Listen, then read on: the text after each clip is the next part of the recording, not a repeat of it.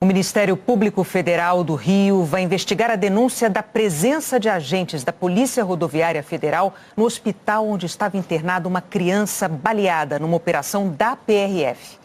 A menina Heloísa morreu no sábado, tinha 3 anos. Hoje, a Justiça Federal negou o pedido de prisão dos 3 policiais envolvidos na abordagem ao carro da família. Pela decisão da Justiça, os agentes da Polícia Rodoviária Federal, Fabiano Menacho Ferreira, Matheus Domitioli Soares Viegas Pinheiro e Wesley Santos da Silva, devem ser afastados das suas funções policiais imediatamente, entregar as armas pessoais, usar tornozeleira eletrônica, só podem ir de casa para o trabalho e voltar, não podem se aproximar do carro alvejado e nem ter nenhum tipo de contato com a família de Heloísa. A criança foi atingida durante a ação da PRF no último dia 7. O Ministério Público Federal havia pedido a prisão preventiva dos agentes, mas a Justiça Federal negou. O procurador da República afirmou que vai recorrer da decisão. As medidas que foram concedidas, inclusive a tornozeleira, são medidas que trazem uma certa salvaguarda para as vítimas, para o processo, embora nós estejamos bastante convictos de que as prisões preventivas são a medida mais adequada. Heloísa dos Santos Silva, de 3 anos, morreu sábado no Hospital Adão Pereira Nunes, em Duque de Caxias, na Baixada Fluminense, por causa dos ferimentos provocados por 2 tiros de fuzil que atingiram a nuca e a cabeça da criança. Ela foi enterrada ontem em Petrópolis. Entre os novos pontos investigados pelo Ministério Público Federal está a denúncia de uma tia de Heloísa de que havia 28 agentes da Polícia Rodoviária Federal no hospital onde a menina estava internada. O Ministério Público quer saber a razão dessa quantidade de policiais e se a família foi ameaçada por eles. No depoimento, a tia da menina disse que um dos agentes que foram até o hospital mostrou para ela um projétil que, segundo ele, teria sido disparado contra os policiais no dia da abordagem ao carro da família. Mas, segundo o Ministério Público Federal, não há indícios de que alguém tenha atirado na direção dos policiais. A tia de Heloísa disse ainda que, enquanto a menina era atendida no hospital, o carro da família estava estacionado do lado de fora e que os policiais ficaram vasculhando e mexendo nele. O Ministério Público Federal pediu que a Polícia Federal faça uma nova perícia no carro da família. A primeira foi feita pela Polícia Civil. Essa é a impressão que se tem, de que há mais tiros e que alguns tiros não entraram em consideração pelo primeiro laudo. O ministro da Justiça e Segurança, Flávio Dino, disse que a abordagem dos policiais rodoviários com disparo de arma de fogo, quando um carro não para, contraria normas da própria PRF e que estão sendo tomadas medidas para aperfeiçoar a formação dos agentes. O ministro disse ainda que a Corregedoria Nacional da Polícia Rodoviária Federal abriu um novo processo para apurar a ida de agentes da corporação ao hospital onde a menina estava internada. Nós vamos, nesse processo administrativo disciplinar, separar as circunstâncias, saber quantos foram, por que foram, se esse fim era legítimo ou se eventualmente houve um quadro absolutamente incompatível com a lei relativo à tentativa, quem sabe, de dissuadir ou ameaçar a família.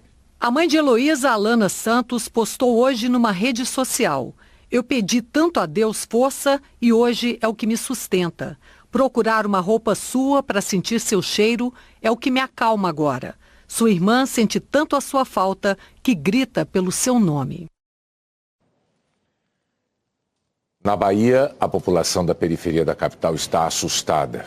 Desde sexta-feira, policiais civis, militares e federais fazem uma operação contra o crime organizado. 10 pessoas. A rotina dos moradores ainda não voltou ao normal no bairro de Valéria. 6 escolas municipais estão fechadas, deixando sem aula 2.500 alunos. Este colégio da rede estadual abriu, mas alunos e professores não apareceram. Os serviços de saúde continuam suspensos e os ônibus não trafegam pelas ruas do bairro. Tá horrível, né? Tá horrível, que a gente tem que se deslocar da nossa casa para aqui e a andada é boa, né? Meia hora, 40 minutos, é muita coisa. Na sexta-feira, o policial federal Lucas Caribé morreu com um tiro de fuzil quando cumpria mandados de prisão contra suspeitos de tráfico de drogas no bairro de Valéria. 4 suspeitos que tentaram fugir pela mata também morreram. Os policiais prenderam o suspeito de chefiar o grupo criminoso e apreenderam armas e munições. Ainda na sexta-feira, 21 agentes especializados em ações de combate chegaram à capital baiana. A operação continuou e no fim de semana mais 5 suspeitos morreram em confrontos com a polícia. Em agosto, a PF passou a trabalhar em conjunto com as polícias civil e militar da Bahia no combate ao crescimento de facções criminosas, cumprindo um acordo de cooperação entre os governos federal e estadual. Hoje, a Força-Tarefa conta com 400 homens, mas nos últimos dias a Polícia Federal reforçou o efetivo em Salvador. A Polícia Rodoviária Federal também intensificou o policiamento nas rodovias que dão acesso à capital baiana e realiza abordagens em bairros de Salvador que ficam às margens da BR-324. Hoje, 3 veículos blindados da Polícia Federal embarcaram no navio da Marinha no Rio e devem chegar até quinta-feira em Salvador. Ao todo, serão 5 blindados na operação que não tem data para terminar. A ideia do blindado é que ele que propicie maior segurança às equipes policiais em ação, em terreno, no campo, alcançando locais de difícil acesso. Propicia uma ação mais segura e mais cirúrgica da equipe policial, em benefício tanto da equipe como da sociedade que está no local da ação. Imagens captadas por um drone levaram a polícia de São Paulo a retomar a operação de busca a um escoteiro que desapareceu há 38 anos. O dia de trabalho foi intenso na base do Pico dos Marins, em Piquete, a 200 quilômetros de São Paulo. Equipes da Polícia Civil e Científica, bombeiros e polícias militar e ambiental iniciaram uma nova fase na busca pelo escoteiro Marco Aurélio Simon. Marco Aurélio tinha 15 anos de idade quando desapareceu em 8 de junho de 1985. Ele subiu o Pico dos Marins com o líder de escotismo e 3 colegas. No meio do caminho, um deles se machucou.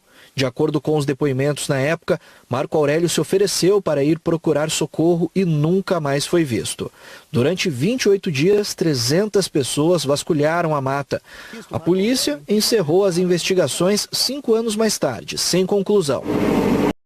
Em 2021, a polícia decidiu reabrir o inquérito, depois que o pai do escoteiro recebeu uma informação de que o corpo de Marco Aurélio teria sido enterrado na região dos Marins. Novamente, nenhum vestígio foi localizado. Nesse momento, novas tecnologias foram implementadas, novas tecnologias foram apresentadas, tecnologia nacional. É uma alta tecnologia que foi colocada à nossa disposição e somente é possível aplicá-la porque nós estamos exatamente em 2023. Agora, os policiais estão usando inteligência artificial para identificar possíveis covas no meio das montanhas. Um drone levando um georradar, um aparelho que consegue identificar vestígios humanos embaixo da terra, mapeou a área. A gente teve que treinar a inteligência artificial, interpretar esses dados do georradar e localizar essa combinação de terra, que a cova é terra, e ossos. A polícia mapeou 5 áreas na montanha que serão escavadas. Esse aqui é o primeiro ponto onde as escavações começaram neste primeiro dia de buscas aqui na região do Pico dos Marins. Desse ponto para trás, a nossa equipe não pode passar pelo risco de contaminação e até por isso que nós estamos utilizando esses equipamentos de segurança. O irmão gêmeo do escoteiro diz que sua fisionomia pode ajudar na descrição de como Marco Aurélio estaria hoje. Nós éramos iguais. Para você ter uma ideia, tem fotos nossas de criança que eu tenho dificuldade de saber quem era eu e quem era o Marco Aurélio na foto. Eu sei que hoje, por mais recurso que tenha de envelhecimento, esse tipo de coisa, nada substitui um irmão gêmeo. Para o pai, a retomada nas buscas reacende a esperança de solucionar o sumiço do filho. Pode ser uma esperança triste, mas que coloque um ponto final nessa história. Hora de saber como fica a previsão do tempo amanhã em todo o Brasil. Boa noite, Eliana. Boa noite, Renata, Bonner, e boa noite para você. Hoje as instabilidades se concentraram do Amazonas a Mato Grosso e no Rio Grande do Sul, onde voltou a chover no sul do estado. É onde fica a Lagoa dos Patos, que está cheia. Mais chuva aumenta o risco de inundação. Amanhã tem previsão de chuva forte nessas áreas destacadas no mapa. Parte do litoral do Nordeste, do Amazonas ao Pantanal e na região sul. As pancadas de chuva podem ter raios, ventania e granizo, principalmente no Rio Grande do Sul, por onde passa mais uma frente fria. Em Rio Grande são esperados 20 milímetros e o dobro disso em Roca Salles, Porto Alegre e Tramandaí. As temperaturas chegam aos 18, 21 e 24 graus. No Recife, 27, em João Pessoa, 29, em Rio Branco, 38 graus. E tem possibilidade de chover forte em todas essas cidades. Pancadas de chuva também podem atingir o litoral de Alagoas, de Sergipe e da Bahia, a faixa do Rio Grande do Norte até o Amapá, o sul de Goiás, o Triângulo Mineiro e o interior de São Paulo. Nessa parte amarela, que vai da capital paulista, Vitória, e até o norte do Pará, sol e calor. Máximas de 38 graus em Teresina, 37 em Porto Velho e Manaus, 36 em Boa Vista, 33 em São Luís. Salvador, com 28, fica 3 graus menos quente do que Curitiba, com 31. E essa semana, a última do inverno, promete ser bem abafada. O Instituto Nacional de Meteorologia emitiu aviso de onda de calor até sexta-feira, pelo menos, e pode estender. As temperaturas podem ficar 5 graus acima da média, do norte do Paraná a São Paulo, passando pelo centro-oeste e até o Tocantins. Nessa terça-feira, Palmas deve ser a capital mais quente do país, com 40 graus. A maior temperatura da história do Brasil é de 43,2 no Rio de Janeiro, segundo o Instituto Nacional de Meteorologia. Amanhã, outras capitais muito quentes são Cuiabá com 39 graus, Campo Grande, Goiânia e Rio com 36 e São Paulo com 33 graus. E ao longo da semana, os termômetros podem alcançar os 40 graus em muitas outras cidades brasileiras, onde a gente vê esse mapa aqui em vermelho. Até amanhã, Bonner e Renata. Obrigada, Eliana. A seguir, as profissões que passaram a pagar mais na última década. O Ministério da Fazenda aumentou a projeção de crescimento da economia neste ano de 2,5% para 3,2%. No primeiro semestre, os principais setores cresceram acima do esperado e a safra agrícola foi recorde. A estimativa de inflação permanece em 4,85%. Uma pesquisa descobriu quais profissões tiveram a maior valorização de salário dos últimos 10 anos. A paixão pela tecnologia faz brilhar os olhos da Letícia. Voando com o drone ou mergulhando no computador, no curso de programação. A gente pode criar um mundinho só nosso. Quando eu tô ali, eu tô só comigo ali, só tem eu ali naquele espaço e eu gosto muito disso. Stephanie também constrói mundos do outro lado da tela. No laboratório da escola, vai aos poucos desenhando o próprio futuro. A melhor parte do mundo virtual que elas escolheram é que uma vez por mês ele tem encontro marcado com o mundo real, na forma de um bom salário. É um mercado muito grande e aí incentiva mais, né? A gente poder ir e saber que vai ter uma boa oportunidade de emprego, um bom salário, é uma boa vida, né?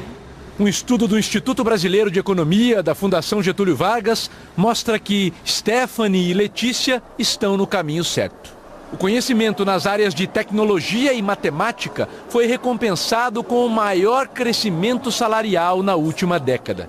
A profissão mais valorizada foi a de desenvolvedores de páginas de internet e multimídia, em que o salário médio praticamente dobrou, 91% de aumento. Matemáticos e estatísticos tiveram aumento de 50%, junto com os atuários, que são os gestores de risco financeiro. Para os desenvolvedores de programas e aplicativos, o rendimento subiu 39%.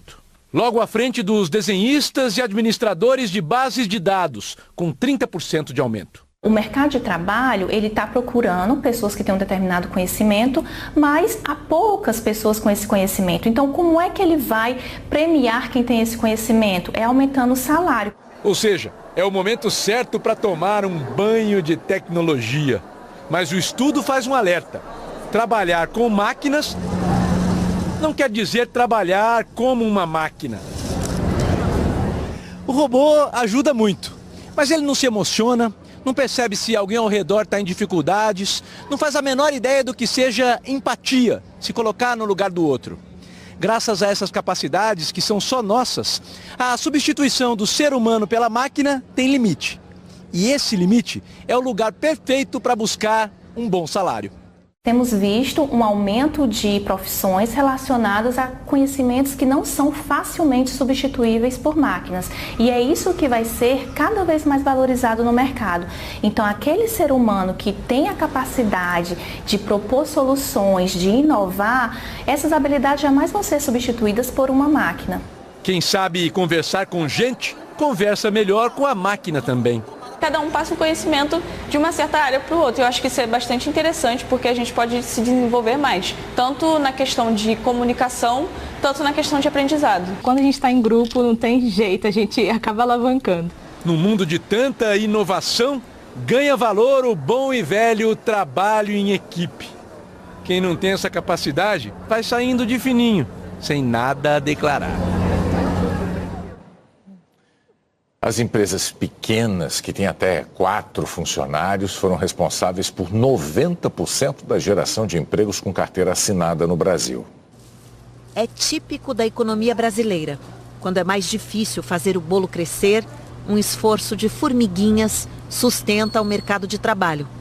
No saldo de 12 meses, 9 em cada 10 vagas com carteira assinada no país foram geradas por empresas com até 4 funcionários. É a minha primeira vez como administradora de um grande negócio, por mais que seja pequenininho, mas é muito trabalho. A minha ideia era totalmente diferente, mas é muita coisa, é muito trabalho. A confeitaria logo pediu mais mão de obra. Ela sabe que eu adoro mexer com doces, então vamos junto. E ver os clientes falar, isso é maravilhoso, isso levanta o ego de qualquer um. Esse envolvimento pode ser o segredo da receita. A relação do empregado com o empregador é muito mais próxima, né? Ele tem que pensar muito bem na hora de fazer uma contratação. E também até a questão da demissão mesmo, né? É mais difícil você demitir uma pessoa ali que está numa vaga bastante essencial num negócio super pequeno. Se cortar, a operação para. Perfeito. O que chama atenção é que em momentos de cenários mais com dificuldade, né, econômica, essas empresas elas conseguem contratar, né? Elas se mostram mais resilientes. Porque também surgem outras oportunidades, né? Em momentos de crise elas conseguem se readaptar e elas acabam contratando mais. A participação na geração de postos de trabalho é a maior desde abril de 2021. No mês de julho, o saldo de vagas, que é o resultado das contratações menos as demissões, foi de quase 1.500.000. As que têm entre 5 e 99 funcionários demitiram mais do que contrataram. Entre as que têm mais de 100 funcionários, o saldo foi de 241.000 postos de trabalho. O que os dados parecem indicar é que a recuperação do mercado de trabalho se faz de pequenos negócios. E os economistas dizem que se na crise da pandemia trabalhar por conta própria era a única saída para muita gente, agora o momento é favorável para que micro e pequenas empresas cresçam. O corte na taxa de juros, a recente queda da inflação e a recuperação da renda criam calor, mas é preciso outros ingredientes. Reformas macroeconômicas, reformas macrosetoriais, pensar mais nessa desburocratização. A gente de fato se lança muito em empreendedorismo como herança desse conhecimento acumulado, desse conjunto de crises que a gente viveu. Mas o que falta é a gente ter mais polos de empresas assim no Brasil. Mais qualidade nesse empreendedorismo, porque isso vai refletir no crescimento de longo prazo do país. O PNI, Programa Nacional de Imunizações, está completando 50 anos. Um planejamento histórico que conseguiu unificar o calendário de vacinação e levar proteção para todos os brasileiros. Hoje, o PNI tem vacinas contra mais de 30 doenças.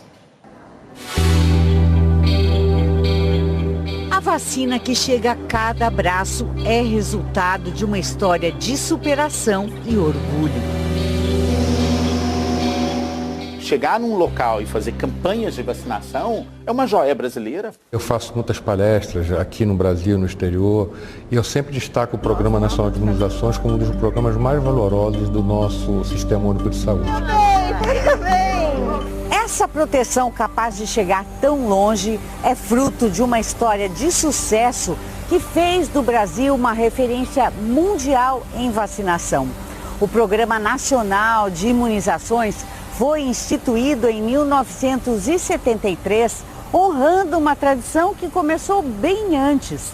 Aqui no Rio de Janeiro, teve nomes marcantes, como a do sanitarista Oswaldo Cruz, que idealizou um castelo para ser a casa da ciência brasileira. Em 1910, os pesquisadores já trabalhavam no castelo, que é testemunha do combate a doenças que assolavam o país. Por exemplo, epidemias muito violentas de poliomielite, epidemias em São Paulo na década de 70, também muito forte de meningite. Além disso, nós vivemos num país muito grande, onde as distâncias, as desigualdades faziam com que as regiões interioranas, as regiões mais distantes, tivessem menos acesso à vacinação. Isso, na década de 60 em especial, se transformou num problema bastante visível. O desafio de mudar esse quadro também foi gigante, mas o controle de doenças se tornou possível graças ao trabalho de cientistas, profissionais de saúde e um grande esforço de comunicação. A organização feita pelo Ministério da Saúde teve marcos importantes. Coqueluche, difteria, tétano hoje são evitadas com a vacina tríplice. Vacine seus filhos. Enfermeira, o pessoal da vila já chegou para a vacinação? Já, doutor, estão todos aqui. Em 1977 foi criado o calendário de vacinação para todo o país. Atenção, a partir de 1º de julho, a vacinação é obrigatória no Brasil. Em 1980 começaram os Dias Nacionais de Imunização, que representaram um grande trunfo. É muito importante que todas as crianças menores de 5 anos, neste momento, devam ser vacinadas outra vez este ano. Imprensa, Rede Globo na luta contra a polio. Artistas, autoridades, o esforço era coletivo e os brasileiros davam show de comparecimento. Andei 3 quilômetros, foi difícil, né? Difícil, mas recompensa que o CID a gente vai crescer com saúde. E em 1986 foi criado o mascote que conquistou gerações ao mostrar a importância da vacina. Vacine as crianças menores de 5 anos. Por que o Zé Gotinha é importante? Para não ficar com paralisia infantil. É só gotinha, gotinha e tchau, tchau, paralisia infantil. Graças ao PNI foi possível erradicar a polio e eliminar doenças como rubéola, síndrome da rubéola congênita, tétano materno e neonatal e o sarampo de forma temporária. Ninguém precisa ter sarampo. Vacine seu filho. A organização das campanhas e a qualidade dos centros de pesquisa e produção colocaram o Brasil na vanguarda no mundo. Outro parceiro fundamental nessa história das vacinas fica em São Paulo. Começou em 1901, com a fundação do instituto que seria conhecido como Butantan. Eu mesma registrei em 1993 o auge desse sucesso. Com os laboratórios inaugurados hoje, o Instituto Butantan dá um salto tecnológico de 30 anos. No ano que vem, o Brasil, que até agora importava vacinas, terá doses suficientes para usar e vender no exterior. 30 anos depois, eu estou de volta exatamente ao mesmo lugar. Há muitos equipamentos novos e alguns ainda daquela época.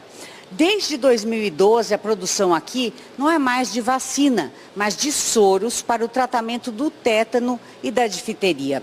Aquela ideia de autossuficiência em vacinas não vingou, mas o Instituto Butantan continua, resiste como um instituto estratégico para o futuro. A primeira vacina contra a Covid aplicada no Brasil saiu da parceria do Butantan com a chinesa Sinovac. A pandemia mostrou que a dependência total é perigosa. Por isso, o instituto, que hoje só produz do começo ao fim a vacina contra a gripe, está investindo em novas parcerias e novas instalações. Além das vacinas contra dengue e chikungunya, estão nos planos um novo imunizante contra a Covid, um contra a gripe aviária e o domínio da mais nova tecnologia de vacinas, a de RNA mensageiro, que pode ser usada para a Covid e outras doenças. A plataforma de RNA mensageiro é a mais curta em tempo. Então, quando você pensa numa pandemia, e não é questão de se vai acontecer, mas quando, a gente ter uma plataforma de mRNA vai permitir que a gente, num período muito curto, tenha o nosso próprio candidato para ser utilizado no enfrentamento daquela nova ameaça. A Fiocruz, que imunizou milhões de brasileiros contra a Covid com a vacina da parceria Oxford-AstraZeneca, já tem sua vacina de RNA. Criada aqui no Laboratório Biomanguinhos, é forte candidata a abastecer o Programa Nacional de Imunizações e ser exportada depois de passar em todos os testes. Ao tempo em que o PNI amplia seu portfólio de vacinas, a sua carteira de vacinas, os institutos aqui estão prontos, se preparando para atender essa demanda. Então, esse é um modelo que não existe em lugar nenhum do mundo. Quem está na linha de frente da proteção concorda. A chefe desse posto de saúde em Diadema, na Grande São Paulo, esteve na Índia, líder em produção e de vacinas, mas que ainda tem milhares de casos de poliomielite. Lá você vê a qualquer local, em esquina você vê pessoas com uma sequela por conta da contaminação pelo vírus, porque eles não conseguem fazer essa imunização, não tem um sistema organizado de saúde que consiga fazer isso. Samuel Carvalho Santos. E o Brasil, que tem, agora luta para enfrentar a queda nas imunizações. É possível recuperar as coberturas vacinais num país exemplar em termos de vacinação. Há muita gente trabalhando para que o PNI tenha no futuro a força do seu passado e para que a vacinação seja sempre um pacto coletivo pela saúde de todos e de cuidado com cada um. Se a gente ama, a gente tem que cuidar. Eu acho que vacinar é um ato de amor mesmo.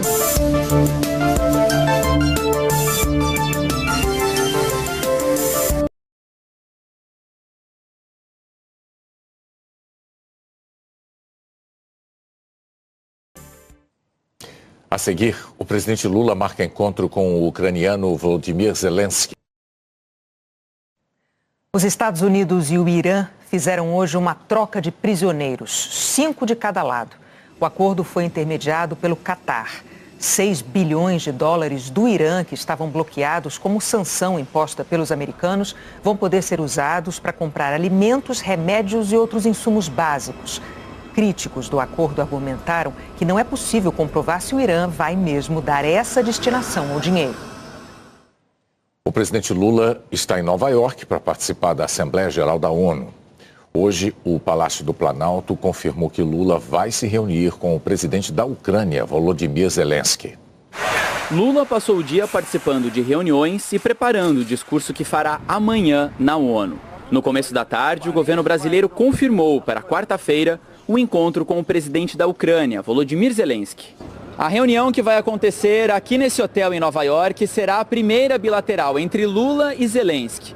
O encontro ocorre depois de uma série de desencontros e de declarações controversas. Logo no início do governo, em janeiro, ao receber o chanceler alemão no Palácio do Planalto, Lula falou sobre a guerra na Ucrânia e disse: "Quando um não quer, dois não brigam." Pouco depois, em abril, durante uma viagem à China e aos Emirados Árabes, disse que Rússia e Ucrânia têm responsabilidade pela guerra.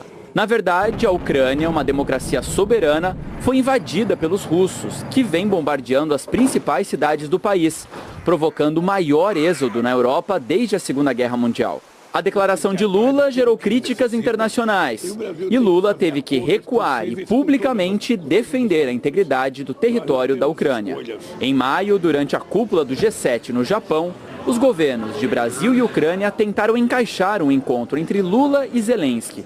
O Itamaraty diz que Lula chegou a oferecer mais de um horário, mas a reunião não aconteceu. Os dois lados citaram problemas na agenda. Agora, os dois governos conseguiram conciliar os compromissos. Zelensky, que também vai falar na ONU, chegou hoje a Nova York.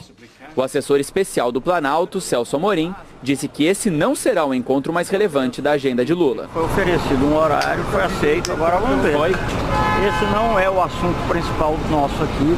O assunto principal é encontro com o presidente Biden e o discurso amanhã, os temas que o presidente Lula vai falar. O governo brasileiro lançou hoje uma forma inédita de financiamento de proteção do meio ambiente. Num evento na Bolsa de Valores de Nova York, estavam presentes os ministros Fernando Haddad e Marina Silva e também os presidentes da Câmara e do Senado. Pela primeira vez, o governo brasileiro vai oferecer no mercado financeiro internacional títulos da dívida externa com critérios sustentáveis. São os chamados títulos verdes. Nos últimos meses, o ministro da Fazenda, Fernando Haddad, participou de várias reuniões como esta para conquistar a confiança dos investidores estrangeiros antes de os papéis serem lançados. Ele disse que a falta de segurança jurídica no Brasil é um dos grandes entraves para atrair investimentos de fora. A principal questão que eles falam é a reforma tributária. A maior insegurança jurídica que o Brasil oferece hoje é o caos tributário, que ninguém sabe quanto deve e quanto tem a receber, e isso é um horror. Só aqui nos Estados Unidos a previsão é captar até 2 bilhões de dólares, o equivalente a cerca de 10 bilhões de reais, com a venda desses papéis. O valor vai ser usado exclusivamente para financiar ações sustentáveis, como adaptar a indústria brasileira a essa nova realidade de combate às mudanças climáticas. O governo brasileiro promete divulgar 2 relatórios anuais para mostrar onde o dinheiro está sendo investido. Os títulos verdes deverão estar disponíveis até outubro. Os presidentes da Câmara dos Deputados, Arthur Lira, e do Senado, Rodrigo Pacheco, participaram do evento, assim como a ministra do Meio Ambiente, Marina Silva. Ela disse que a imagem do Brasil no exterior mudou nos últimos meses. Com certeza, já há uma grande expectativa por esses títulos e a imagem muda quando mudam as atitudes. As atitudes mudaram, obviamente que a imagem muda. Nós, nesses primeiros 8 meses, reduzimos o desmatamento em 48%. Evitamos lançar na atmosfera cerca de 200 milhões de toneladas de CO2 e já estamos recuperando as políticas públicas da área socioambiental. À tarde, Haddad teve uma reunião bilateral a portas fechadas com o representante especial dos Estados Unidos para o clima, John Kerry. Depois, os dois participaram de um evento sobre o desenvolvimento sustentável do Brasil, com foco na Amazônia. Na saída, John Kerry afirmou que as pessoas estão descobrindo agora que há formas inteligentes de ganhar dinheiro com investimentos que ajudam a proteger pessoas e florestas. O que eu conversei com o John Kerry, inclusive antes de vir para cá, foi que nós tínhamos que abrir espaço para que as nossas empresas pudessem fazer mais parcerias, porque nem tudo interessa produzir nos Estados Unidos. Tem uma parte da produção manufatureira americana que tem como destino o mercado de consumo dos Estados Unidos, que é produzido no México. Há coisas que podem ser produzidas no Brasil, até porque o México não tem uma matriz verde, matriz energética verde como nós. Então, o aspecto crucial é que nós possamos explorar mais possibilidades sem as amarras típicas dos acordos bilaterais e multilaterais. A tradição manda que todos os anos seja o presidente do Brasil a discursar primeiro na Assembleia Geral das Nações Unidas. Mas naquele prédio conhecido mundialmente, o edifício sede da ONU, essa não é a única marca brasileira. O lugar onde o mundo se reúne amanhã tem cheiro de Brasília. Não é por menos. Depois da fundação da Organização das Nações Unidas em 1945, um grupo de arquitetos de todo o mundo foi chamado para colaborar no projeto do prédio. Agora você imagina, 10 artistas pintando um quadro só. 10 cotovelos para se acotovelarem. Os artistas, havia 2 que estavam na crista da onda. O suíço naturalizado francês Le Corbusier, um deus da arquitetura que sonhava construir uma cidade inteira sob seus moldes. Inventou, mas assinou muito do que se conhece como modernismo. Funcionais, sem muito frufru, com estrutura escondida, colunas e lajes lá dentro para fazer na fachada o que quisesse. Só que no sul do mundo, um jovem arquiteto pegou essa tecnologia e colocou nela a bossa e a alegria que nos definem enquanto povo. Em 1947, o mundo se torcia para encarar a equação do modernismo brasileiro de Oscar Niemeyer. Logo que esses dois gigantes chegaram a Nova York, começaram a se reunir com os demais arquitetos para imaginar o que seria esse prédio aqui. Mas logo de cara, Le Corbusier chamou Niemeyer num canto e disse: "Obrigado por participar do meu projeto. A melhor coisa que você pode fazer é nada." De cara, Corbusier apresentou um desenho, aqui explicado pelo próprio Niemeyer. Tinha o terreno da ONU, ele botava a grande assembleia no centro do terreno, né? E tinha um prédio alto do lado. Então eu não gostava muito do projeto, que dividia o terreno em dois. Niemeyer cedeu passagem. Não apareceu mais nas reuniões, afinal era o traço do mestre. Mas aí Corbusier teve que viajar para a França por uma semana. E o coordenador do grupo, o arquiteto americano Wallace Harrison, aproveitou a deixa e disse: "Seu Oscar, você não veio aqui para ajudar o Corbusier. Você veio para fazer o seu projeto como os outros. Eu peço para você começar o trabalho." Eu falei com ele e ele me disse: "Você vai fazer a confusão." Foi aí que rasgou o traço e entregou este projeto, admirado por arquitetos até hoje.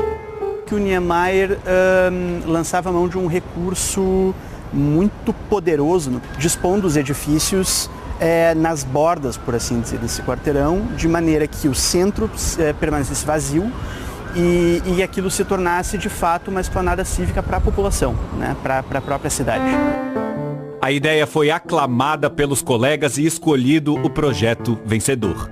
O dia foi registrado nesta foto, com Niemeyer ao centro e um Corbusier com olhos de raio laser. O francês não disse nada em público, mas em seu diário desenhou uma mulher nua e colocou ao lado dela o número do seu projeto. E abaixo, uma mulher violentada com o número do projeto de Niemeyer.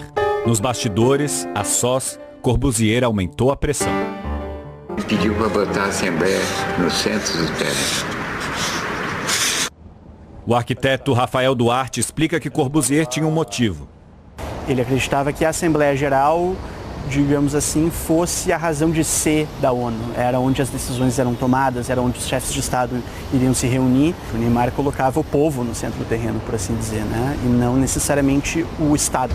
Eu não devia ter aceito, porque eu estava ocupando a Praça dos Nações Unidas. Mas ele era mais velho, ele era o mestre, eu era jovem e eu concordei. No que ele concordou, o projeto passou a ser dos dois. E, naturalmente, o Oscar não era conhecido na época, o Corbusier era o grande nome, e criou-se a ideia de que o projeto é do Corbusier. Paulo Niemeyer ouviu a história do próprio tio. Na realidade, o projeto é do Oscar, com um palpite do Corbusier.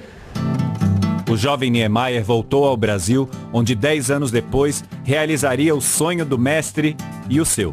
Construiu não só uma cidade, mas a capital de um dos maiores países do mundo. Com liberdade criativa, pintou um Brasil de braços abertos para a Praça do Povo. Os fogos de artifício da história do modernismo. Niemeyer nunca mais visitou o prédio da ONU. O primeiro de cortina de vidro de uma cidade que hoje é pura cortina de vidro. Mas amanhã, os olhos do mundo se voltarão mais uma vez para sua obra.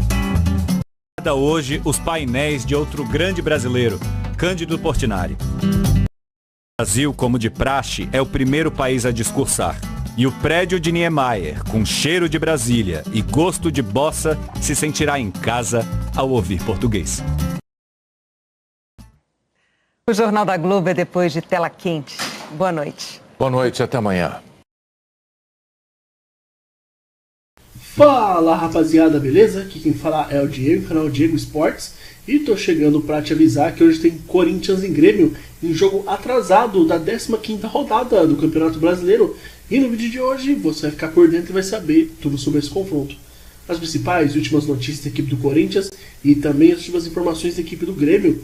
O Corinthians, há 4 jogos sem vencer e vem se aproximando da zona de rebaixamento, precisa dos 3 pontos hoje jogando em casa para fugir de perto do Z4. Já o Grêmio, que vem de derrota fora de casa na última rodada, também vem em busca do resultado positivo para seguir a caça do vice-líder Palmeiras.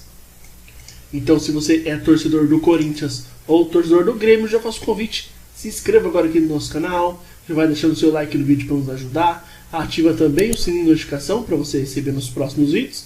E comenta embaixo seu palpite, porque Corinthians e Grêmio se enfrentam nesta segunda-feira, às 9 horas da noite, no horário de Brasília, na Neoquímica Arena, em partida atrasada da 15ª rodada do Brasileirão. O Corinthians tenta acabar com o jejum de 4 jogos sem vencer e sair da parte de baixo da classificação. O Timão está na 14ª colocação, tem 26 pontos, 5 acima da zona de rebaixamento. Além disso, a equipe de Vanderlei Luxemburgo quer retomar o bom futebol e ganha força às vésperas das semifinais da Copa Sul-Americana, que passou a ser prioridade para a equipe alvinegra na temporada. Já o Grêmio tem mais uma chance para melhorar a campanha como visitante, que tem afastado o time da briga pelo título. São 3 derrotas consecutivas fora de casa, a última delas contra o Red Bull Bragantino. Em todas, Renato reclamou da falta de competitividade de sua equipe. O tricolor é o terceiro colocado, tem 39 pontos e pode diminuir para 9 a distância para o líder Botafogo em caso de vitória. O último confronto entre as equipes foi em 2021, quando empataram em 1-1 na Neoquímica Arena. O Grêmio não vence o Corinthians há 6 jogos desde 2018. Pelo lado aí do Corinthians, o Timão conta com o retorno de alguns dos seus principais jogadores, que foram desfalque na última partida contra o Fortaleza. São os casos de Fagner, Fábio Santos, Maicon, Fausto Vera, Renato Augusto e Matias Rojas. Por outro lado, Luxemburgo tem que trocar sua dupla de zaga, já que Gil e Bruno Mendes estão suspensos. A tendência é que o técnico use aquilo que tem de melhor contra o Grêmio e poupe alguns titulares diante do Botafogo na sexta-feira, de olho na primeira semifinal da Copa Sul-Americana. O jogo contra o Fortaleza é na terça que vem, dia 26/9. Então a provável escalação hoje do Corinthians deve ter o Cássio, Lucas Veríssimo, Caetano, Fábio Santos, Fagner, Moscardo, Maicon, Renato Augusto, Rojas, Pedro e Yuri Alberto. Já pelo lado do Grêmio, o Renato indicou mudanças no time titular. Felipe Carvalho, que era um dos cotados para perder a posição, sofreu lesão no joelho direito e será desfalque. A dúvida é quem será o substituto. Galdino pode ficar com a vaga no meio de campo, mas Ronald, Natan e até o lateral cuiabano são opções. No ataque, João Pedro Galvão pode sair para a entrada de Ferreira. Então a provável escalação então do Grêmio hoje deve ter o Gabriel Grando, Kahneman, Rodrigo Eli, Reinaldo, João Pedro, Vila Sante, PP, Everton Galdino, Cristaldo, João Pedro Galvão e Luizito Soares. O jogo de hoje ele vai ser apitado pelo Wilton Pereira Sampaio, vai contar com o assistente número 1 Bruno Bosquilha, o assistente número 2 Leone Carvalho Rocha, o quarto árbitro vai ser o Gustavo Holanda Souza e no VAR o Emerson de Almeida Ferreira. Na próxima rodada do Brasileirão, o Corinthians novamente em casa recebe o Botafogo e o Grêmio na próxima rodada em casa recebe o Palmeiras. Então é isso, rapaziada. Desejamos a todos aí um ótimo jogo, que vença o melhor, fiquem todos com Deus e até a próxima.